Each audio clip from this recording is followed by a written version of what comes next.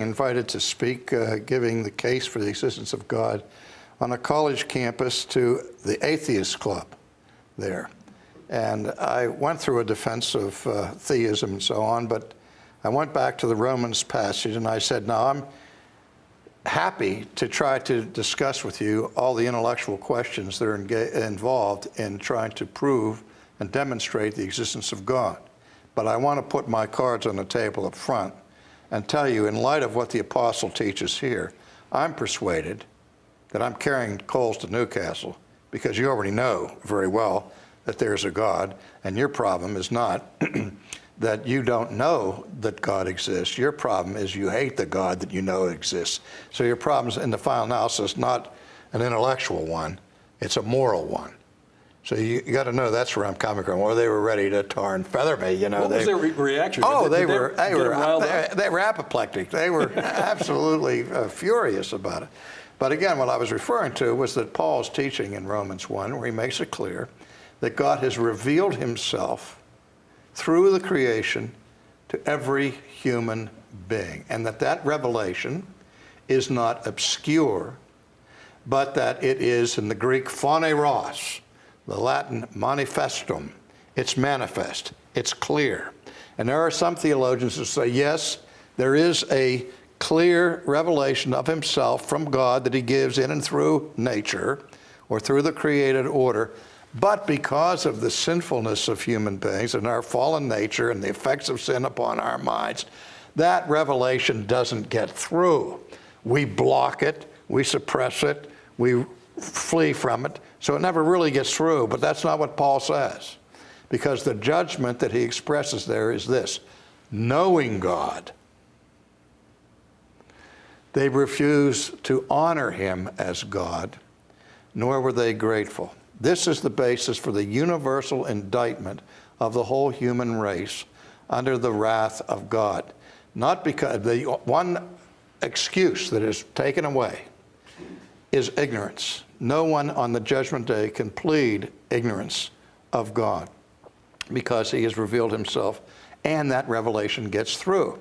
Again, the problem is that fallen man refuses to acknowledge what he knows to be true. Now, how that influences our defense of theism. Well, being Reformed in my theology, I believe that all of the rational defense that I can give, if I can give a perfect argument, a compelling argument, an irrefutable argument for the existence of God, which frankly I believe I can, and not that it started with me, but if I could do that, unless the Holy Spirit accompanies that argument and changes the heart of that person who hears the argument, that person will never submit or acquiesce to the argument. And so some people say, why even bother, and why don't we just proclaim it and let it go at that? And I said, well, you know, as Calvin said, first of all, to stop the mouths of the obstreperous. When we give a defense, an intellectual defense of the truth claims of Christianity, that puts restraints on the unbeliever and the militant atheists in their arguments. Second of all, it is preparation for evangelism. We are not called to jump into the darkness in a blind leap of faith and hope that Jesus will catch us.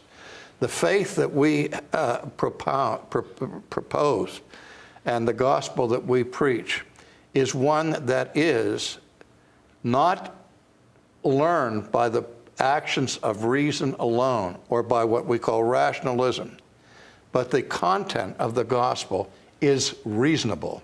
It is rational.